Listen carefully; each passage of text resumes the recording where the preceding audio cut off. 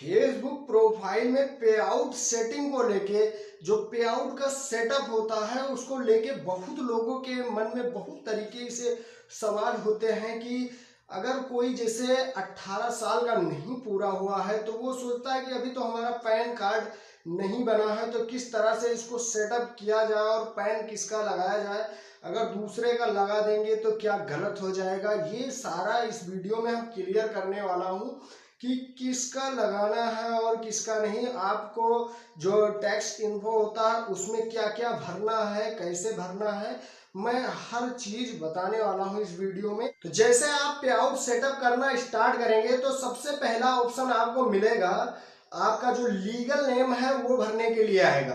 तो legal name में पहला ऑप्शन होता है फर्स्ट नेम, दूसरा होता है मिडिल नेम और तीसरा होता है लास्ट नेम। तो लास्ट नेम में क्या भरना है, मिडिल नेम में क्या भरना है और फर्स्ट नेम में क्या भरना है। जैसे मेरा नाम सुमित सिंह है तो फर्स्ट नेम में सुमित डाल दिया जाएगा और लास्ट में सिंह डाल दिया जाएगा, क्योंकि मेरा मिडिल में कुछ है नहीं। जैसे मेरा नाम होता है सुमित कुमार सिंह तो कुमार जो है वो मिडिल में डाल देते, क्योंकि मिडिल को हम छोड़ सकते हैं मगर लास्ट वाला हमको भरना ही भरना है। अगर बहुत लोग के मन में ये सवाल होता है कि मेरा नाम केवल सुमित है, जैसे मेरा नाम ही है, तो अगर सुमित है ना उसके आगे पीछे कुछ नहीं है तो केवल सुमित है, तो सुमित को कैसे भरना है।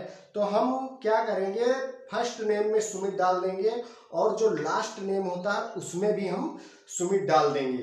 तो इस तरह से सही है, एकदम 100% सही है। बहुत लोगों के मन में सवाल होता है कि क्या सही है, ऐसा करने पे सही है भाई, आप ऐसे भर सकते हैं। अगर आपकी एज जो है 18 से कम है, आपके पास पैन नहीं है, तो आप जो ओनर नेम है, जो लीगल नेम है वो खुद का ही होना चाहिए। जिस नाम से आईडी बनी है उसमें जो लीगल नेम होता है उसी की पड़ी होनी चाहिए और डेट ऑफ बर्थ भी उसी की पड़ी होनी चाहिए, दूसरे की नहीं पड़ी होनी चाहिए। जैसे आप दूसरे का बैंक डिटेल और पैन नंबर फिलअप कर रहे हैं तो आप उसका डाल देंगे तो ये नहीं भाई, इससे क्या होता है गलत हो जाएगा। अगर आपका ओनर नेम गलत हो गया तो फिर आपको बहुत बड़ी समस्या का सामना करना पड़ेगा। तो हम यही चाहते हैं कि आप पे आउट सेटअप करते समय अच्छे से जानकारी लेकर ही सेटअप करें, अच्छे से वीडियो को देखें और किस तरह से क्या डालना है और कैसे डालना है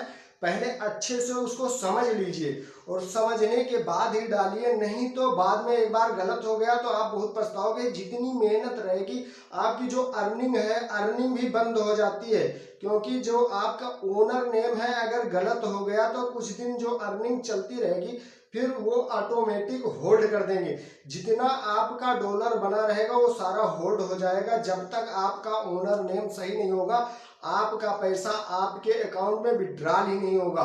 तो इस तरह से आपको जैसे कि जिस नाम से आईडी है ओनर नेम में उसी आईडी को ही डालना है, दूसरा नहीं डालना। और पैन नंबर और बैंक डिटेल किसी की भी लगा सकते हैं। अगर आपका लीगल नेम गलत हो गया, जो ओनर नेम होता है वो गलत हो गया, तो आपको फेसबुक को बहुत सारे रिक्वेस्ट भेजने होंगे, तब जाके बहुत सारी सेटिंग करनी होगी, तब जाके वो आपका जो ओनर नेम है वो सही होगा और आपको बहुत सारी समस्या झेलनी पड़ेगी। तो हम चाहते हैं कि आप सेटअप करते समय बढ़िया से ध्यान में रख के और एक एक चीज देख के आधार से ही मिला के तब सेटअप करें। ऐसे नहीं कि कहीं खाली पीली बैठे हैं बस उठाए फोन और जो समझ में आया वो सेटअप करते चले गए। जो आपके डॉक्यूमेंट्स में है आप उसको लगाइए और वो डालिए।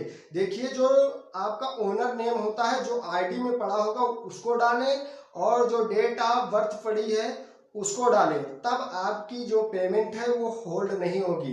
इस तरह से आप करिए। जैसे बहुत लोग सोचते हैं कि हमने बैंक डिटेल और पैन नंबर उनका लगाया है तो ओनर नेम में भी उनका नाम डाल देते हैं, तो भाई ये गलत तरीका है। सही तरीका ये है कि ओनर नेम में अपना नाम और अपनी डेट ऑफ बर्थ जिस नाम से आईडी है उसका डालें और पैन नंबर और बैंक डिटेल चाहे जिसकी आप लगा सकते हैं।